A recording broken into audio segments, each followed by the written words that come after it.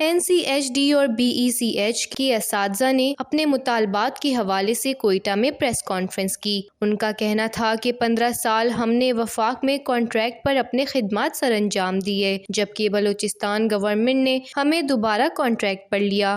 ہمارے کچھ مطالبات ہیں جن میں NCHD اور BECS کے تمام ٹیچرز کو مستقل کیا جائے اور ہمیں دیگر اساتذہ کی طرح مراعات دی جائے۔ باقی صوبوں نے ٹیچرز کو مستقل بھی کیے اور منتھلی جو ہے 50,000 سیلری دے رہے ہیں۔ واحد صوبہ بلوچستان ہے جو ہمارے تنخواہیں 12,000 رکھی گئی، وہ بھی تقریباً 26 مہینوں سے بند ہے۔ یہ ٹیچر آزاد جو مجبور ہو کے پریس کانفرنس کر رہے ہیں، گھروں میں فاقے ہیں۔ ہم لوگوں نے پہلے بھی دھرنا دیا تھا، پھر وزیر اعلیٰ صاحب میڈم رائلہ درانی صاحبہ، وزیر تعلیم، فائنانس منسٹر میر شعیب نشروانی صاحب نے ہمارے ساتھ ایک وعدہ کیا کہ آپ لوگوں کو ہم مستقل بھی کریں گے اور آپ لوگوں کی تنخواہیں بھی بڑھائیں گے، لیکن ابھی تک اس پہ کوئی عمل درآمد نہیں ہوا۔ اور ہم گورنمنٹ اسکولوں میں پڑھاتے ہیں، ہم کہتے ہیں کہ ہمارا جو مراعات ہے وہ گورنمنٹ ٹیچر کے مطابق دی جائے، لیکن ہمارا کوئی آواز نہیں سنتا ہے۔ ان کا مزید کہنا تھا کہ حکومت پاکستان کی جانب سے جاری کردہ نوٹیفیکیشن کے مطابق ہمیں مہینے کے 37,000 روپے تنخواہ دی جائے۔